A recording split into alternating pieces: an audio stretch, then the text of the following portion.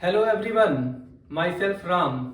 और आज जो है क्लास 10th का रियल नंबर्स जो है स्टार्ट करेंगे और उसका एक्सरसाइज 1 का एक एक कॉन्सेप्ट बहुत ही अच्छे तरीके से समझेंगे ताकि इस लेक्चर को देखने के बाद जो है आपको एक्सरसाइज 1 बहुत ही आराम से बन जाए, उसमें कोई परेशानी ना हो। हाँ बिल्कुल, बेसिक से देखेंगे कि प्राइम नंबर क्या होता है, कैसे हम लोग उसको पहचानते हैं, उसका प्राइम फैक्टराइजेशन करेंगे और एक्सरसाइज 1 का एक एक चीज अच्छे से एक्सप्लेन किया जाएगा ताकि आप लोग एलसीएम एचसीएफ आराम से निकाल सको। बिल्कुल, पहले जो है अभी स्टार्टिंग में बेसिक वाला लेवल पढ़ाया जाएगा, मतलब मैथ्स का बेसिक पढ़ाया जाएगा ताकि जो 10th में जो है स्टैंडर्ड और बेसिक दो मतलब हो जाए, दो ग्रुप में डिवाइड किया गया है बच्चों को।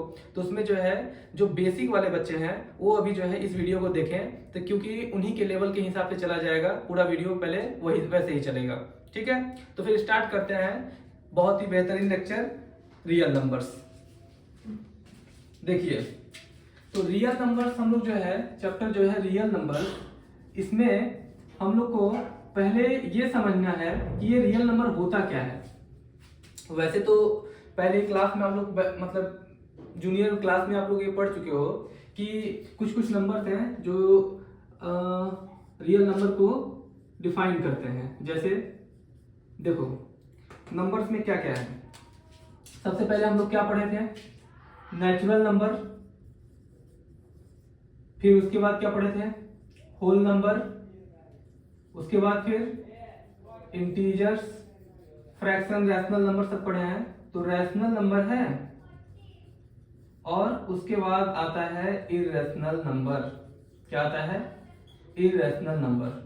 देखो ये इंट्रोडक्शन ये जानना जरूरी है ताकि हम डिस्टिंग्विश कर सकें, अंतर बता सकें कि कौन सा रैशनल नंबर है कौन सा इरेशनल नंबर है, क्योंकि आगे एक्सरसाइज में उसको प्रूफ करना पड़ेगा हमको। तो हम लोग देखो नेचुरल नंबर क्या होता है, काउंटिंग नंबर्स को हम लोग नेचुरल नंबर बोलते हैं, 1 2 3 4 ऐसे चलते रहेगा। होल नंबर मतलब ये नेचुरल नंबर है वो सब तो रहेंगे ही, और साथ में क्या आ जाएगा, जीरो। मतलब natural number, counting numbers along with zero is called whole number. Clear है ये बात। इंटीजर्स क्या होता है, ये पूरा नेचुरल नंबर रहेगा, 1 2 3 डॉट डॉट डॉट, इधर उसका नेगेटिव रहेगा और बीच में जीरो किया जाएगा, मतलब ये पूरा नेचुरल नंबर, जीरो इसका नेगेटिव, इन सबको बोलते हैं इंटीजर्स। देखो रैशनल नंबर क्या होगा, रैशनल नंबर आप लोग क्लास 9th में अच्छे तरीके से पढ़े हो कि p बाई क्यू के फॉर्म में रहना चाहिए, p q दोनों ही इंटीजर्स होने चाहिए, q not equal to zero होना चाहिए, ये सब कंडीशन लगता है। अभी उसका कुछ खास इंपॉर्टेंस है नहीं, रोल है नहीं, यहाँ पे जरूरत नहीं जानने का, बस इतना समझ लीजिए कि p बाई क्यू के फॉर्म में होता है और p और q दोनों ही क्या है, integers, q not equal to zero. Irrational number क्या होता है, जो कि p बाई क्यू के फॉर्म में हम लोग ना लिख सकें, p बाई क्यू के फॉर्म में नहीं लिख सके। और मतलब ये कंडीशन यही है कि p और q दोनों इंटीजर्स हैं, दोनों क्या है, इंटीजर। हम लोग इस फॉर्म में उसको नहीं लिख पा रहे हैं, q not equal to zero है। तो फिर इरेशनल नंबर कौन कौन होंगे, वही जो परफेक्ट स्क्वायर नहीं होते हैं उस पर रूट लगा दो तो सब इरेशनल नंबर्स होने लगते हैं। एग्जांपल समझ लो आप, √2, √3, कोई बोलेगा √4, नहीं √4 नहीं होगा। क्यों, क्योंकि √4 का मतलब हम लोग अगर स्क्वायर रूट करेंगे तो 2 का स्क्वायर होता है तो आंसर 2 आ जाएगा। जैसे आप देखो √4 का मतलब होता है 2, तो परफेक्ट स्क्वायर है, किसी का परफेक्ट स्क्वायर है 2 का। ऐसे ही √9 भी नहीं होगा क्योंकि वो 3 का स्क्वायर होता है, तो रूट कट जाएगा, यहाँ पे हम लोग लिखेंगे 3 का स्क्वायर, यहाँ पे रूट, स्क्वायर और रूट कट जाता है, आंसर 3 आ जाता है। ठीक है, तो ये सब नहीं है, हम लोग को बस ये समझना है कि ये √2, √3, √5, √7 ये सब इरेशनल नंबर होते हैं। तो हम लोग चलते हैं अपना, वापस से आते हैं रियल नंबर क्या होता है। देखो बच्चों, रियल नंबर ये है कि जितने भी रैशनल नंबर हम लोग पढ़े हैं, रैशनल नंबर और साथ में इरेशनल नंबर दोनों को मिला के जो बना, मतलब एक बैग रख लो, एक थैला रख लो अपने पास और उसमें जो है जितने रैशनल नंबर हैं सबको डाल दो, जितने रैशनल नंबर है सबको डाल दो। जैसे हमारे पास एक पोटली है, क्या है, एक बैग है, ऐसे मान लो ऐसे कंटेनर है, इसमें हम सारे रैशनल नंबर रख लिए, रैशनल नंबर, साथ में क्या ले लिए, इरेशनल नंबर। इन दोनों के कॉम्बिनेशन को हम लोग बोलते हैं रियल नंबर। क्या है ये, रियल नंबर। रियल नंबर मतलब क्या होगा, combination of rational and irrational number is real number, मतलब collection of all rational and irrational numbers is called real number. मतलब कोई पूछेगा कि 2 रैशनल नंबर है कि नहीं, हाँ बिल्कुल, ये तो रैशनल नंबर है ही, तो रैशनल नंबर है तो रैशनल नंबर को ही तो हम लोग क्या बोल रहे हैं, रियल नंबर, मतलब ये रियल नंबर है, रियल नंबर है। देखो 2 हो गया। कोई पूछेगा √2 है कि नहीं, तो √2 रैशनल तो नहीं है लेकिन इरेशनल है ना, तो इरेशनल है तो इरेशनल भी तो रियल नंबर का होता है, तो ये रियल नंबर हो गया। मतलब all rational numbers are real number, all irrational numbers are real number. Clear है ये बात? ये था इसका इंट्रोडक्शन कि रियल नंबर होता क्या है। हम लोग बोल सकते हैं collection of all rational and irrational number is called real number. समझ गए बच्चों? ये बात आपको समझ में आ गया है? देखो बच्चों, देखो यहाँ पे क्या है, इसको लिख लेते हैं, collection of rational and irrational number, irrational numbers is called real number. Clear हो गया ये बात? एग्जाम्पल्स देखो, एग्जाम्पल से और ज्यादा क्लियर हो जाएगा। जितने भी नंबर आपके दिमाग में आ रहे हैं सबको ले लो, जैसे 1 2 √2 √3 5 √9, √9 तो 3 होता है, ऐसे बहुत सारे नंबर। अब कोई बोलेगा क्या सर ये रियल नंबर है, रूट में -1, नेगेटिव में हम लिख सकते हैं -1 -2 ये सब लिख सकते हैं, ये सब रियल नंबर ही है। कोई बोलेगा कि -1 है, तो हम बोलेंगे कि -1 अकेले जब तक है तब तक ये रियल नंबर है क्योंकि ये रैशनल नंबर होता है। लेकिन अगर रूट के अंदर नेगेटिव आ गया तो ये ऐसा चीज डिफाइंड ही नहीं है, ये जो है रियल नंबर नहीं है, ये इमेजिनरी नंबर है, हम लोग को बाद में पढ़ना है। तो रूट के अंदर अगर नेगेटिव नंबर आ जाएगा तो हम लोग बोल देंगे नॉट रियल नंबर। क्या बोलेंगे? नॉट रियल नंबर, ये रियल नंबर नहीं है। ठीक है, एग्जांपल बताना ये आपका, ये √10 रियल √10 है, हाँ बिल्कुल है क्योंकि ये पॉजिटिव है रूट के अंदर। कोई पूछेगा -10 रियल नंबर है, क्या बोलेंगे? नहीं है। क्यों? क्योंकि ये नेगेटिव हो जा रहा है। देखिए बच्चों, ये था एकदम इसका रियल नंबर का डेफिनेशन। अब इसके बाद हम लोग देखेंगे सबसे पहला टॉपिक जो कि है फंडामेंटल थ्योरम ऑफ अर्थमेटिक। क्या बोले हैं? Fundamental theorem of arithmetic. School में नाम तो ये थ्योरम का आप लोग सुने ही होंगे। उससे पहले मैं आपको एक बात बताना चाहता हूँ कि क्या आप लोग प्राइम नंबर्स जानते हो? प्राइम नंबर क्या होता है ये जानना बहुत जरूरी है। प्राइम नंबर, तभी हम लोग जो है उसका फैक्टराइजेशन करेंगे, उसमें सिर्फ और सिर्फ प्राइम नंबर लेंगे। प्राइम नंबर देखो क्या होता है, 2 तरह का नंबर होता है, अगर उसके फैक्टर्स के हिसाब से क्लासिफाई करें तो एक होता है प्राइम नंबर, प्राइम नंबर, और उसके बाद आता है कंपोजिट नंबर। तो पहले प्राइम नंबर हम लोग देख लेते हैं क्या होता है। ठीक है, तो प्राइम नंबर में क्या है कि ऐसा नंबर जिसका हम लोग फैक्टर्स देखें। फैक्टर्स कौन होता है? जो उस नंबर को डिवाइड कर सके। जैसे 10 का फैक्टर 2 होता है। क्यों? क्योंकि 10 को 2 डिवाइड करेगा तो कंप्लीटली डिवाइड कर सकता है। 2 5 जा 10, देखो रिमाइंडर 0 हो जाएगा। रिमाइंडर 0 आ जाना है मतलब इसको 2 अच्छे से कंप्लीटली डिवाइड कर ले रहा है, मतलब 2 इज फैक्टर ऑफ 10। क्या बोलेंगे हम लोग? 2 इज फैक्टर ऑफ 10। वैसे अगर हम मान लो 10 को डिवाइड करेंगे मान लो 3 से, तो देखो 10 को डिवाइड करेंगे 3 से, 3 3 जा 9, रिमाइंडर 1 आ गया। अब आगे डिवाइड नहीं होगा, डेसिमल की बात नहीं कर रहे हैं, डिवाइड नहीं होगा मतलब 0 नहीं आया रिमाइंडर, तो हम बोलेंगे 3 इज नॉट फैक्टर ऑफ 10। बहुत बेसिक कॉन्सेप्ट है फैक्टर का, लेकिन पता होना जरूरी है कि कौन किसका फैक्टर होता है, कौन किसका नहीं होता है। कोई भी कंफ्यूजन नहीं होना चाहिए क्योंकि अभी एलसीएम निकालेंगे तो उसमें काम आएगा। तो ये इसका फैक्टर है। क्लियर है ये बात? सॉरी 3 इसका फैक्टर नहीं है, 2 फैक्टर 10 का है। क्यों? क्योंकि उसको डिवाइड कर दे रहा है, रिमाइंडर 0 आ जा रहा है। ठीक है, तो देखो, तो हम लोग प्राइम नंबर किसको बोलेंगे? ऐसे नंबर जिनका फैक्टर सिर्फ और सिर्फ 1 हो एंड नंबर इटसेल्फ हो। Numbers having its factors 1 and number itself, इसका मतलब समझ में आता है? शुरू से सुनते आ रहे हो, डेफिनेशन रट तो लिए होगे, समझ में भी शायद आ गया होगा आपको, और नहीं आया है तो देखो, जैसे यहाँ पे हम लोग देखेंगे एक नंबर हमारे पास 2 है। कौन है? 2 है। ये प्राइम नंबर है कि नहीं? तो इसका आंसर है, चेक करते हैं, रुको देखते हैं। 2 को कौन डिवाइड कर सकता है? 1 डिवाइड कर सकता है। एक कंडीशन जो हुआ था कि फैक्टर 1 होना चाहिए, वो सेटिस्फाई हो गया। हर नंबर का 1 फैक्टर होता है कि 1 सबको डिवाइड कर सकता है, तो 2 का फैक्टर 1 हो गया, सही बात है। ये खुद नंबर इटसेल्फ मतलब खुद को तो डिवाइड कर ही लेगा, 2 भी हो गया, इसके अलावा और कोई इसका फैक्टर नहीं है, तो yes it is prime number. क्या बोलेंगे? यस इट इज प्राइम, यह प्राइम नंबर है। अब देखो 3 क्या है? 3 क्या है? देखो 3 जो है 1 डिवाइड कर लेगा, सही बात है, फिर 3 भी कर लेगा, इसको भी हम लोग बोलेंगे yes it is prime, yes it is prime. अब देखो 4 को देखो, 4 को 1 कर सकता है डिवाइड, हाँ बिल्कुल कर सकता है, 1 सबको कर सकता है, इसको 2 भी कर ले रहा है, 4 भी कर ले रहा है। देखो ध्यान से, 1 था, उसके बाद जो है अपना नंबर इटसेल्फ ही है, लेकिन एक्स्ट्रा में देखो 2 आ गया इसका फैक्टर, मतलब 2 से ज्यादा फैक्टर्स हो गए, 2 फैक्टर्स 1/4 थे ही, एक और एक्स्ट्रा आ गया ये, तो बोलेंगे ये प्राइम नंबर नहीं है, ये कैसा नंबर हो गया? Composite number. कंपोजिट नंबर क्या होता है?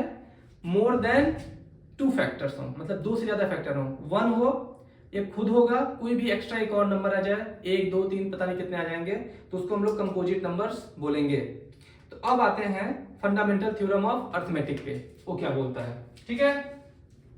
देखो बोलता ये है कि कोई भी कंपोजिट नंबर है, उसका हम लोग प्राइम फैक्टराइजेशन करेंगे, मतलब प्राइम फैक्टर्स निकालेंगे, तो वो जो है हमेशा यूनिक होगा। यूनिक मतलब सबसे अलग, वो सबसे अलग है, ठीक है? यूनिक देखो, तो फंडामेंटल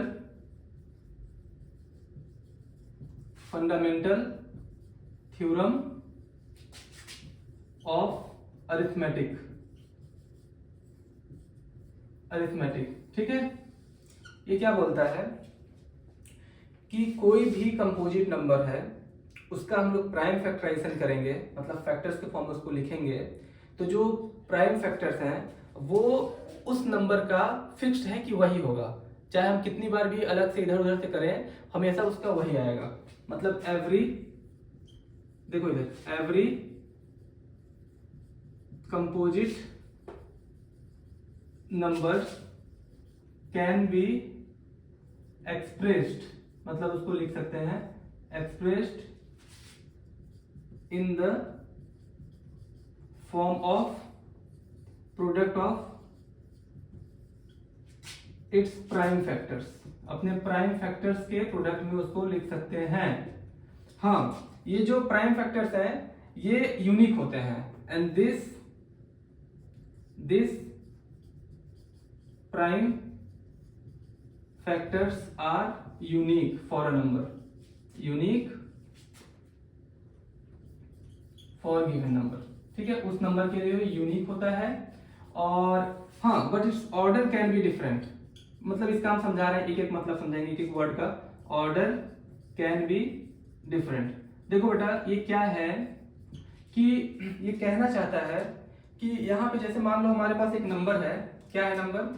यहाँ पे मान लेते हैं हमारे पास एक नंबर है 18, क्या है? 18 कंपोजिट नंबर है, बहुत सारे इसका फैक्टर होता है, इसका हम लोग प्राइम फैक्टराइजेशन करते हैं, ये आप लोग पहले से सीख चुके हो। क्या करते हैं यहाँ पे देखो, इसमें पहले हम लोग 1 से नहीं करेंगे, सबसे पहला प्राइम नंबर 2 होता है, तो 2 से करेंगे, छोटे नंबर से 2 से करेंगे, तो 2 9 जा 18 होता है, 2 9 जा 18 होता है ना, तो यहाँ पे 9 लिख देंगे जितनी बार में डिवाइड हो रहा है। फिर ये देखो, क्या ये 2 से डिवाइड होगा 9? नहीं होगा। 3 से होगा, 3 3 जा 9 होगा, तो 3 से कर देते हैं, 3 3 जा, अब यहाँ पे 3 बार में आ रहा है, 9 3 लिख दिए, फिर से 3 से करेंगे, 1 बार में आया, 1 आया तो स्टॉप कर देंगे, इसके आगे हमको नहीं लिखना है क्योंकि ये प्राइम नंबर नहीं है, आ गया यहाँ पे 1 अप।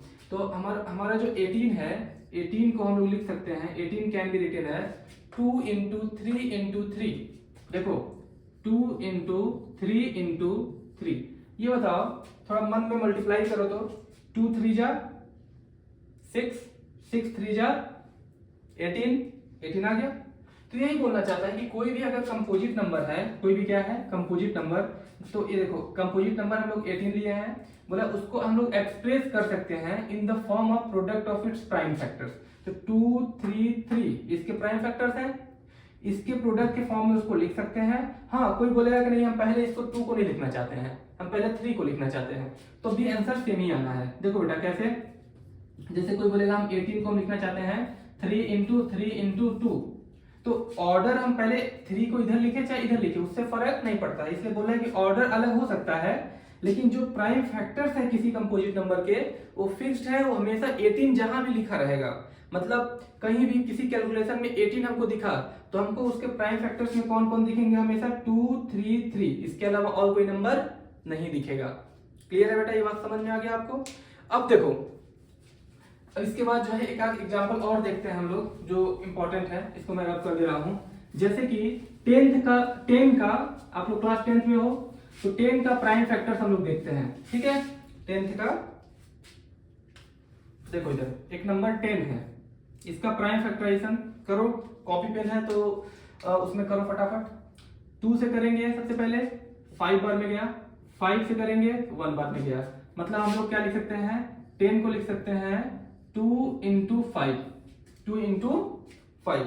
मतलब कभी भी अगर हमको 10 चाहिए तो उसका प्राइम फैक्टर हमको क्या होना चाहिए, 2 और 5 दोनों ही होने चाहिए, 2 और 5 दोनों ही होने चाहिए। ये बात क्लियर हो गया आपको। मतलब अगर हमको 10 दिख रहा है तो 2 और 5 दोनों होना चाहिए।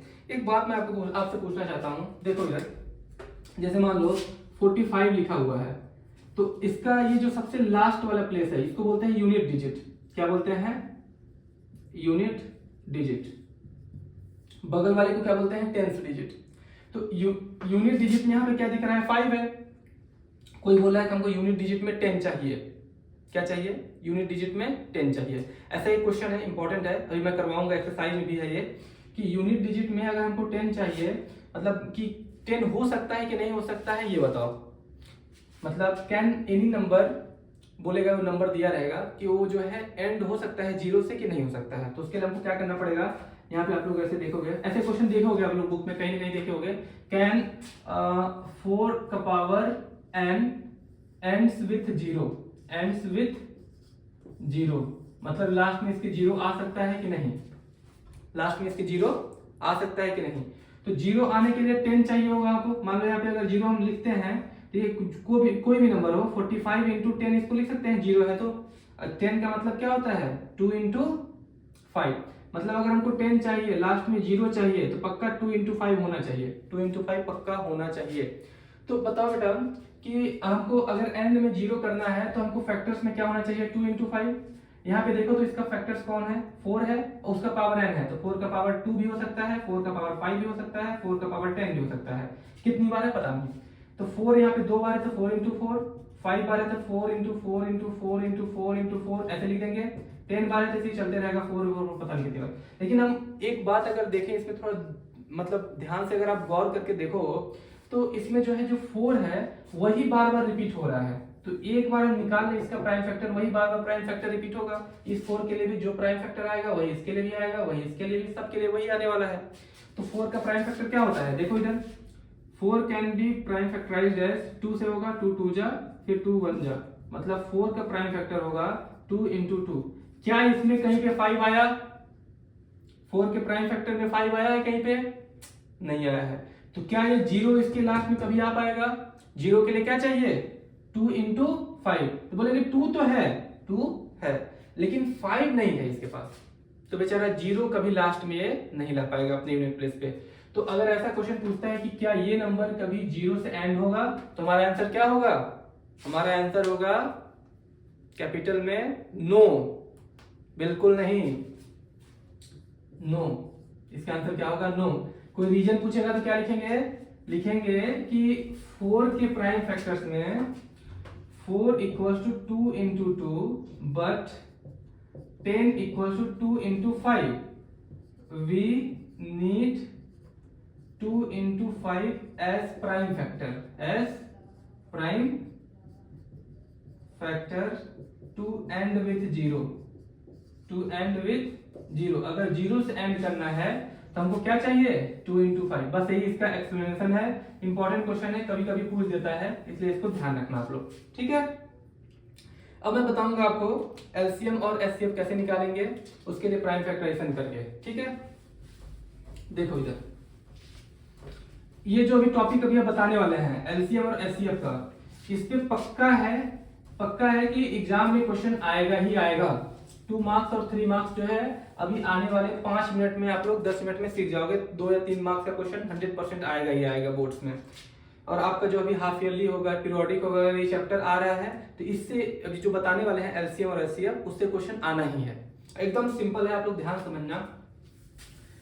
देखो हमको एलसीएम निकालना है, ठीक है।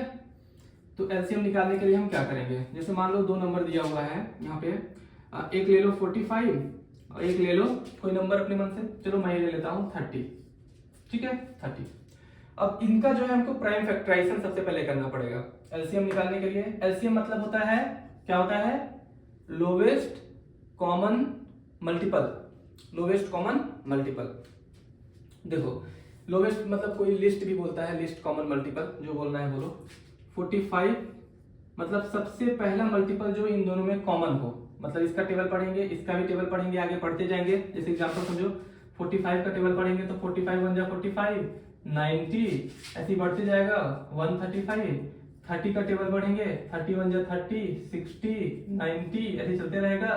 तो सबसे पहला जो कॉमन हमको मल्टीपल मिलेगा वही जो है हम लोग बोलेंगे कि एलसीएम है। देखो 90 मिल गया, हमको एलसीएम यहाँ पे 90 मिल गया। लेकिन इस मेथड से टेबल तो ऐसे बड़े बड़े नंबर्स का तो पढ़ा नहीं जा सकता है, इसलिए इस मेथड को हम लोग अवॉइड करेंगे। इससे हम लोग ना करके हम लोग इसको करेंगे प्राइम फैक्टराइजेशन से। देखो बेटा कैसे, 45 का प्राइम फैक्टराइजेशन क्या होगा, सबसे पहले सोचो कि 2 के टेबल में आएगा कि नहीं।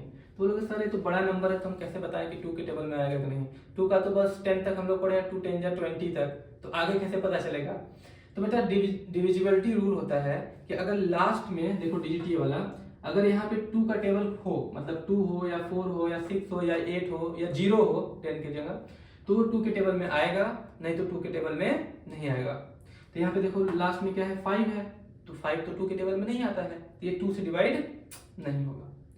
कोई बोलेगा सर बगल में तो 4 दिख रहा है, तो 2 के टेबल में तो ये आता है। तो बेटा 10th डिजिट को चेक नहीं करना है, 1st डिजिट को चेक करना है, ठीक है। तो सब ये यूनिट प्लेस पे जो है, जैसे 45 का 5 चेक करना है, 30 का यहाँ पे 0 चेक करना है। देखो यहाँ पे 5 है, 2 के टेबल में नहीं आता है। 0 है, 0 तो देखो 2 5 या 10 होता है ना, तो 10 का 0 समझ लो कि आ रहा है, तो इसलिए 2 के टेबल में आ जाएगा। ऐसे देखना है, मतलब लास्ट वाला डिजिट देखना है, अगर 2 के टेबल में आ रहा है तो आएगा, नहीं तो नहीं आएगा। तो 2 के आगे बढ़ो, प्राइम नंबर 3 के टेबल में आएगा कि नहीं, ये कैसे पता चले। इसमें भी वही प्रॉब्लम फिर से। तो इसमें 3 का ये रूल होता है कि जो टर्म्स है उसको प्लस करो मन ही मन में। 4 + 5 कितना होता है, 9 होता है। क्या वो 3 के टेबल में आ रहा है, हाँ आ रहा है, तो 3 से कर दो। 3 से इसको डिवाइड करेंगे तो 15 आ जाएगा। वैसे भी देखो 15 3 जा 45 होता है। फिर देखो, फिर 3 से करो, 3 5 जा 15 हो गया, फिर 5 1 जा हो जाएगा, ठीक है। ये बात 45 पक्की बात है ये। अब आगे देखो 30 का प्राइम फैक्टराइजेशन करते हैं। 30 का हम लोग यहाँ पे क्या कर रहे हैं, find LCM of this number, इस नंबर का हमको एलसीएम निकालना है, ठीक है बेटा। तो 45 का पहले निकालेंगे, फिर 30 का प्राइम फैक्टराइजेशन करते हैं। 30 का क्या होगा, देखो 2 से डिवाइड होगा ये, तो 2 से करेंगे, 2 15 बार में आ गया, हाँ बिल्कुल होगा, 2 15 बार में, 2 15 जा 30। उसका फिर 3 से करेंगे, 3 के टेबल में आता है, 3 5 जा, फिर 5 से करेंगे, 5 1 जा, ठीक है, 1 आते ही रुक जाएंगे। अब देखो दोनों के प्राइम फैक्टराइजेशन को हम लोग यहाँ पे बगल में ऐसे लिखेंगे। बताओ 45 का लिखते हैं पहले, 45 का क्या क्या है, देखो 3 है 2 बार, 5 है 1 बार, 3 है 2 बार, 3 × 3 × 5। और 30 कैसे है, देखो 30 कितने में क्या क्या आ रहा है, 2 आ रहा है, 3 आ रहा है, 5 आ रहा है, 2 3 5। अच्छा इसमें देखो कोई रिपीट हो रहा है क्या, बोलेंगे हाँ हाँ ये 3 2 बार आ रहा है, तो इसको 3 का पावर 2 लिख दो। 2 बार लिखने से अच्छा क्या लिखो, 3 × 3 को लिख सकते हैं 3 का पावर 2, 3 का पावर 2 इंटू, क्योंकि 3 2 बार आया है, 3 का पावर 2 मतलब क्या हुआ 3 × 3, 2 बार आ रहा है, 2 बार आया था, इसको 3 का पावर 2 लिख दिए, 3 का पावर 2 इंटू 5। ठीक है, यहाँ पे ये है 2, सब यहाँ पे अकेले अकेले हैं तो इसमें कोई दिक्कत नहीं है। अब देखो हमको ये एलसीएम का एक फॉर्मूला समझना पड़ेगा कि एलसीएम हम लोग कैसे निकालते हैं। ठीक है, तो एलसीएम का होता है फॉर्मूला, एलसीएम का कि जो प्राइम फैक्टर्स हैं, सुनना ध्यान समझना, जो प्राइम फैक्टर्स हैं उन सब का हाईएस्ट पावर का प्रोडक्ट। मतलब जैसे यहाँ पे देखो 3 का पावर क्या है, 2 है, तो इसमें देखो नीचे है क्या 3 का पावर, तो है। इन दोनों में से बड़ा कौन सा है, 3 का पावर 2 है या फिर 3 का पावर 1 है, तो बड़ा ये है ना, इसको ले लो, 3 का पावर 2 ले लो। आगे बढ़ो, 5 देखो है यहाँ पे भी है, दोनों में बराबर ही है, 1 ही है, तो एक ही वाले लेंगे 5 का पावर 1, क्योंकि 1 ही है दोनों में। अब देखो ये कॉमन जितना था वो तो ले चुके हैं, अब देखो अनकॉमन कौन कौन है। हाँ बिल्कुल जो सही सुने आप लोग, एलसीएम जब निकालते हैं तो अनकॉमन जो है उसको भी लेते हैं, मतलब जो कॉमन नहीं है उसको तो पक्का लेंगे ही लेंगे। जो कॉमन था उसमें बड़ा वाला पावर लेंगे, और जो अनकॉमन है, जो कॉमन नहीं है दोनों में, जो है पूरा ले लेंगे। जैसे यहाँ पे देखो 2 है जो कि कॉमन नहीं है, इसमें नहीं है, बस इसमें अकेले है, तो 2 को ले लेंगे, यहाँ पे 2 इंटू लिख लेंगे। क्या लिख लेंगे, 2 इंटू। अब देखो ध्यान से, तो एलसीएम क्या हो जाएगा। अच्छा देखो फिर सुनो ध्यान से समझना कि एलसीएम क्या होता है। 2 नंबर्स का प्राइम फैक्टराइजेशन किए हैं, ठीक है, उसमें फैक्टर्स ऐसे लिख देंगे हम लोग, ऐसे लिख देंगे। उसके बाद सबको देखेंगे कि जो प्राइम फैक्टर है उसका पावर कितना है। तो जो कॉमन फैक्टर होंगे, जैसे यहाँ पे 3 देखो कॉमन फैक्टर है, 5 कॉमन फैक्टर है, तो जो कॉमन फैक्टर है उसका बड़ा वाला पावर लेंगे, नोट कर लो कहीं पे, जो कॉमन फैक्टर है उसका बड़ा वाला पावर लेंगे। अगर बराबर है तो कोई भी ले लो, 5 का पावर 1 एक ही बार लेना, बस दोनों बार मत ले लेना। और जो कॉमन नहीं है उसको लेंगे, जो है पूरा उठा के ले लो, जैसे 2 है तो 2 को भी ले लो। Product of highest power of the prime factors involve in both numbers. ठीक है, तो यहां पे क्या हो जाएगा, देखो ये हो जाएगा 2 इंटू 9 इंटू 5, क्या हो जाएगा 90। यही आया था टेबल, यही आया था ना। हाँ, तो अब हम लोग जो है ऐसे समझ सकते हैं। तो एलसीएम का फॉर्मूला क्या समझे आप लोग, एलसीएम कैसे निकालेंगे। देखो एलसीएम निकालने के लिए हमको ये करना है कि प्रोडक्ट, देखो प्राइम फैक्टराइजेशन दोनों का लिख लेंगे, उसके बाद प्रोडक्ट ऑफ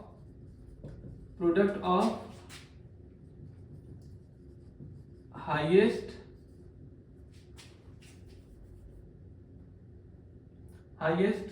कॉमन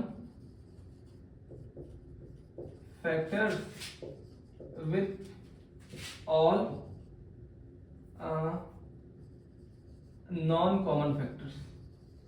जो फैक्टर कॉमन है उनका हाईएस्ट पावर ले लेंगे, ठीक है, और जो नॉन कॉमन है उसको तो लेंगे ही लेंगे। हाईएस्ट पावर है ना, हाईएस्ट पावर वाले जो भी नंबर है, समझने के लिए ऐसा लिखा जा रहा है, बाकी वैसे लैंग्वेज तो बुक में लिखा हुआ है। 45 का जो यहाँ पे 3 का पावर 2 हो गया, यहाँ पे 5 हो गया, 2 इंटू 3 इंटू 5 है। देखो ध्यान से, क्या इसमें कॉमन है कुछ, बोलेंगे हाँ 3 और 5 कॉमन है, तो 3 का पावर देखो कितना है, वहाँ 1 है, यहाँ 2 है, तो बड़ा कौन सा हुआ इसमें से, 3 का पावर 2 बड़ा है तो वो ले लेंगे, 5 में दोनों में कॉमन है तो ले लेंगे। अब बोलेंगे जो कॉमन नहीं है उसको क्या करें, उसको भी ले लो, उसको भी ले लो। मतलब जो कॉमन है उसका बड़ा वाला पावर लो, जो कॉमन नहीं है उसमें उसको तो ले ही लो, उसको भी लेना है। ठीक है, एलसीएम। अब देखो इनका एचसीएफ निकालना है। इसी क्वेश्चन को थोड़ा मॉडिफाई करते हैं, बस एलसीएम की जगह क्या लिख देते हैं, एचसीएफ। क्या निकालना है, नहीं पहले एचसीएफ नहीं बताएंगे। एक और एग्जांपल हम लोग करते हैं इस एलसीएम पे।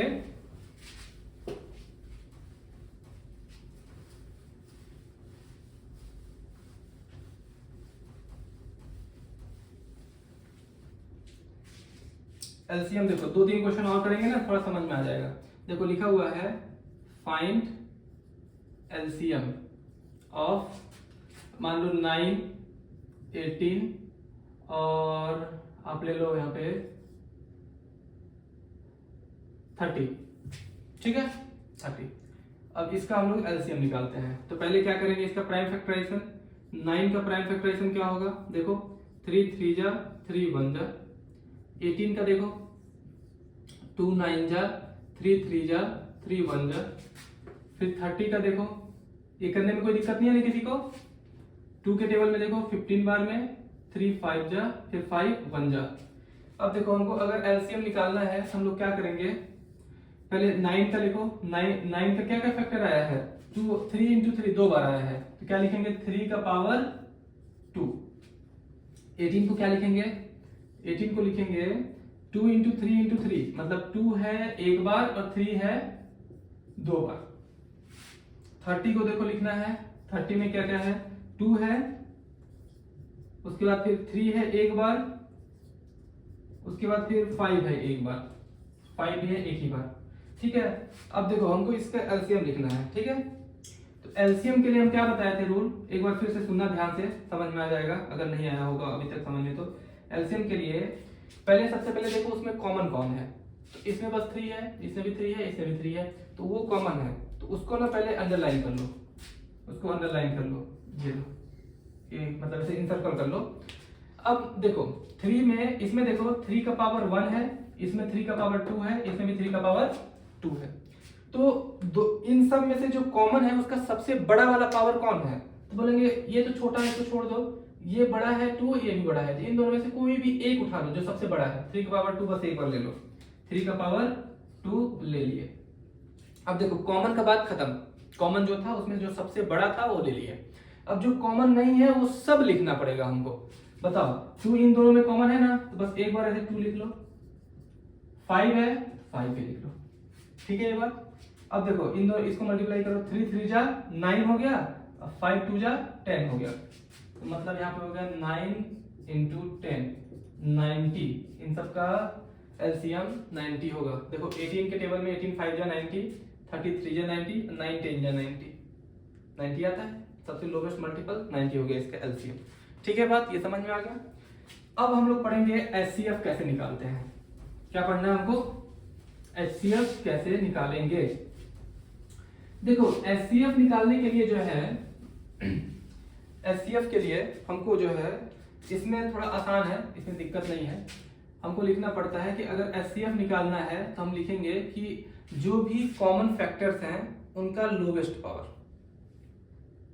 क्या बोले हैं में हम लोग क्या बोलेंगे, product of lowest power of each common factor. ठीक है, लिख देते हैं यहाँ पे प्रोडक्ट ऑफ लीस्ट पावर लिख सकते हैं, यहाँ पे लोवेस्ट पावर लिख सकते हैं, lowest power of each common factor. बस इसमें ध्यान रखना है कि जो कॉमन है बस वही लेना है, अगर कॉमन नहीं है कुछ तो उसको लेना है कि नहीं लेना है, बस वो एलसीएम में लेते हैं। तो देखो 2 नंबर है यहाँ पे, जैसे मान लो यहाँ पे है एक 45 है और एक ले लो कोई नंबर, मान लो 25 ले लेते हैं। तो इन दोनों का हमको एचसीएफ फाइंड करना है, फाइंड एचसीएफ ऑफ 45 एंड 25।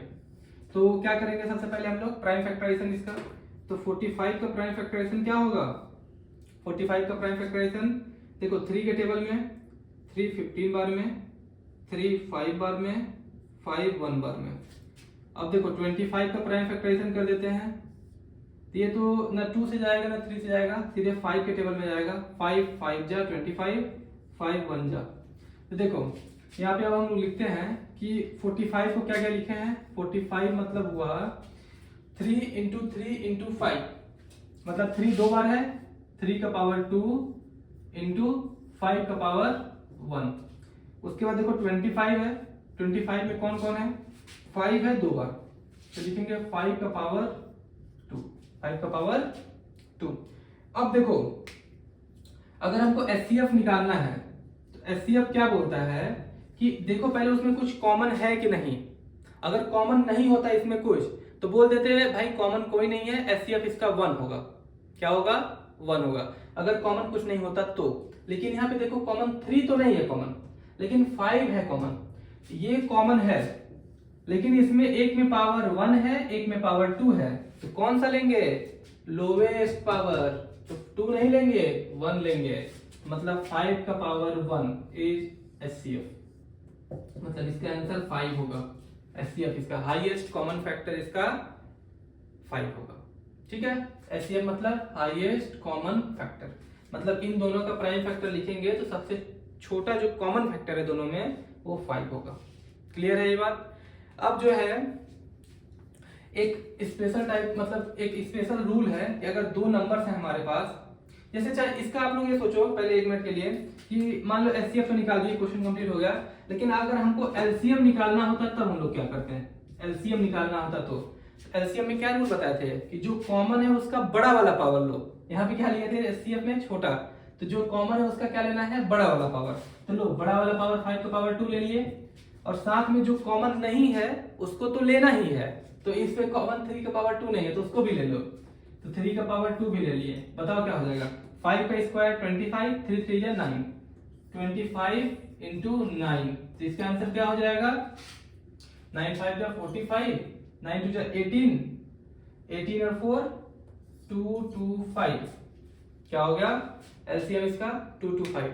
एक बहुत ही कमाल का बात है कि अगर दो नंबर्स हमारे पास हैं और उनका हम एलसीएम और एचसीएफ निकाल लिए हैं तो उनके बीच में कुछ रिलेशन होता है। और वो क्या रिलेशन है? देखो वो क्या रिलेशन है, चलो मैं कुछ यहाँ पे रब कर दे रहा हूँ, इसका भी जरूरत नहीं है, इसको हटा देते हैं, इसको भी हटा देते हैं, इसको भी यहाँ तक हटा देते हैं। 45 और 25 का कहानी चल रहा है, देखना ना, ठीक है। एक रूल है, एक रूल बताते हैं। रूल क्या है? अगर हमारे पास दो नंबर्स हैं ए और बी, ए और बी, तो इसको हम लोग एलसीएम इसका कैसे लिखते हैं? लिखते हैं LCM of a comma b, ठीक है। जैसे यहाँ पे है 45 और 25, तो लिखेंगे एलसीएम ऑफ 45 और 25, वैसे ब्रैकेट में छोटा सा लिख देते हैं, इसको पढ़ते हैं एलसीएम ऑफ 45 एंड 25। कितना आंसर है? एलसीएम आया था देखो इसका 225, 225। फिर अगर हमको लिखना है एचसीएफ ऑफ 45 एंड 25, तो क्या होगा? देखो 5 आ गया है, मतलब एलसीएम भी निकाल लिए, एचसीएफ भी निकाल लिए, और दोनों नंबर्स क्या है? देखो दोनों नंबर्स हैं हमारे पास, क्या क्या नंबर्स हैं हमारे पास? एक नंबर है 45, एक नंबर है 25। इन दोनों का हम लोग जो है एलसीएम एचसीएफ दोनों निकाल दिए। तो रूल ये बोलता है कि जो नंबर हमारे पास है ना, उन दोनों को अगर हम मल्टीप्लाई करें, सीधे नंबर्स को ही मल्टीप्लाई करेंगे, तो जो आंसर आएगा वो इनका जो एलसीएम और एचसीएफ को मल्टीप्लाई करेंगे तो वही आंसर आएगा। क्या हुआ रूल? रूल क्या हुआ बेटा? देखो मैं इसको जो है मिटा के आपको रूल पहले लिख देता हूँ, फिर बताता हूँ इसको वेरीफाई करके, ठीक है। कि दो नंबर्स अगर हमारे पास ए और बी है तो उनका एलसीएम और एचसीएफ का multiply is equal to product of numbers, ठीक है। रूल क्या हुआ? रूल हुआ product of numbers is equal to इनका एलसीएम इनटू एचसीएफ। ये कितने नंबर्स के लिए है? बस फॉर टू नंबर्स। दो नंबर का अगर हमारे पास है तो उसका हम एलसीएम और एचसीएफ दोनों निकाल लें, उन दोनों को मल्टीप्लाई करेंगे तो जो आंसर आएगा वही जो है नंबर्स को मल्टीप्लाई करने पर भी आएगा। एग्जांपल देखो यहाँ पे अभी आप, एग्जांपल जैसे ये दो नंबर्स है तो इनका प्रोडक्ट क्या होगा? Product of numbers. देखो प्रोडक्ट ऑफ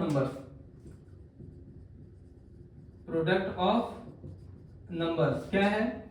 45 इंटू 25, 45 इंटू 25, इसको मल्टीप्लाई करना पड़ेगा। देखो 25 इंटू 5 आप लोग अपने रफ में से मल्टीप्लाई कर लो, मैं यहाँ पे कर दे रहा हूँ 45, वो दिख नहीं रहा होगा आपको, शायद ऊपर है लेकिन हो गया, मैं मल्टीप्लाई कर दे रहा हूँ 45 इंटू 25, 5 5 जा 25 कैरी 2, 5 4 जा 20 प्लस 2 22 हो गया, 5 2 जा 10 कैरी 1, 4 2 जा 8 9 हो गया, 5 2 11 1125। अब देखो प्रोडक्ट ऑफ नंबर्स निकाल लिए, अब क्या बोला है? एलसीएम और एचसीएफ को मल्टीप्लाई करो, तो एलसीएम इनटू एचसीएफ दोनों को मल्टीप्लाई करो। देखो तो एलसीएम है 225 इंटू 5, 225 इंटू 5, इसको भी मल्टीप्लाई करो बेटा। देखो 225 को अगर 5 से मल्टीप्लाई करेंगे तो 5 5 जा 25, 2 5 2 जा 10 to 12 हो गया, कैरी 1, 5 2 जा 10 11 हो गया, 1125। देखो क्या हुआ? कुछ दिखा? हाँ सेम है। देखो प्रोडक्ट ऑफ नंबर्स जो आया है वही जो है एलसीएम और एचसीएफ का भी प्रोडक्ट आया है, मतलब ये फॉर्मूला है, ये रूल है कि अगर दो नंबर हमारे पास हैं, दो नंबर्स हैं, तो उनको अगर हम मल्टीप्लाई करेंगे तो जो आंसर आएगा उनके एलसीएम और एचसीएफ का भी वही आंसर आएगा। ठीक है, एक्सरसाइज में ऐसे हैं क्वेश्चंस, इनको वेरीफाई करना है। पहले आप एलसीएम एचसीएफ निकालना, जैसे दो नंबर से इनका एलसीएम और एचसीएफ निकालना, जैसे निकाल के दिखाए थे। उसके बाद फिर ये चीज लिखना कि product of numbers is equal to this, LCM into HCF is equal to this, दोनों सेम है। ठीक है, both are same, both are same. ठीक है बेटा, ये समझ में आ गया। अब इसमें एक चीज और रह जा रहा है, वो देख लो आप कि ऐसे बड़ा सा नंबर एक दिया रहेगा, अब बोलेगा कि पहचानो कि ये कंपोजिट नंबर है कि नहीं है, प्रूफ करो कि ये कंपोजिट नंबर है कि नहीं है। एक्सरसाइज में इसलिए एक क्वेश्चन भी है, आप लोग को मैं उसका उसी की तरह मिलता जुलता क्वेश्चन करवा दे रहा हूं ताकि एक्सरसाइज के क्वेश्चन आपसे बहुत ही आराम से बन जाए। जैसे बोलेगा कि प्रूव दैट या फिर बोलेगा कि identify whether it is composite और नॉट, मतलब चेक करो आप कि ये नंबर कंपोजिट है कि नहीं है। प्रूव दैट जैसे यहाँ पे लिखा हुआ है 2 into 3 into 4 into 5 into 6, बोलेंगे सर आप रफ लैंग्वेज लिख, देखो बड़ा अच्छा लिख रहा हूँ। 2 into 3 4 5 into 6 into 7, यहाँ बीच में देखो प्लस लिख दिया है, मल्टीप्लाई नहीं, प्लस लिख दिया। अब यहाँ पे लिख दे रहा है ऐसे अलग अलग नंबर, जैसे मान लो लिख दिया 5 into 11 into 13, ऐसे लिख दिया। ठीक है, अब बोल रहा है कि prove that it is composite, ऐसे लिख सकता है, या फिर बोल देगा check whether it is composite और नॉट। हमको ये चेक करना है कि ये कंपोजिट है कि नहीं है। हम बोलेंगे ठीक है भाई देखते हैं। तो देखो कंपोजिट होने के लिए इसका मोर देन 2 फैक्टर्स होने चाहिए। हम बोलेंगे ठीक है, देखो ये पूरा नंबर एक पार्ट हो गया, यहाँ से यहाँ तक प्लस से पहले, ये प्लस के बाद अलग हो गया है। तो हम बोलेंगे, इसको लिख लेते हैं एक बार, तो 2 into 3 into 4 into 5 into 6 into 7, बीच में प्लस है, 5 into 11 into 13। ये बताओ मेरे को, क्या इसमें और इसमें कुछ कॉमन है?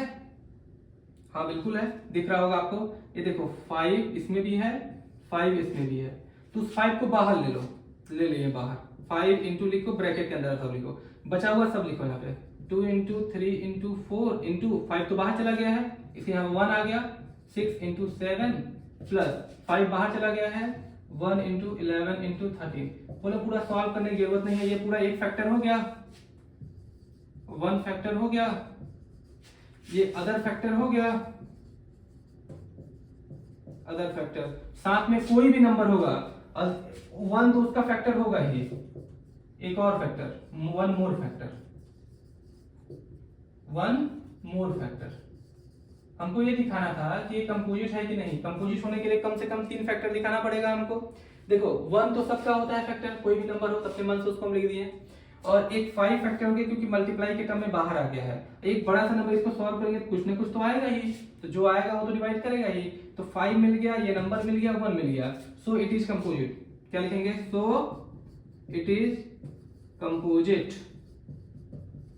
कोई बोलेगा सर इसको सॉल्व करना है कि नहीं करना है, तो बेटा इसको सॉल्व करने की जरूरत नहीं है, ऐसे भी लिख सकते हैं। बस बोलेंगे कि it has more than 2 factors, that is 5, hence it is composite number.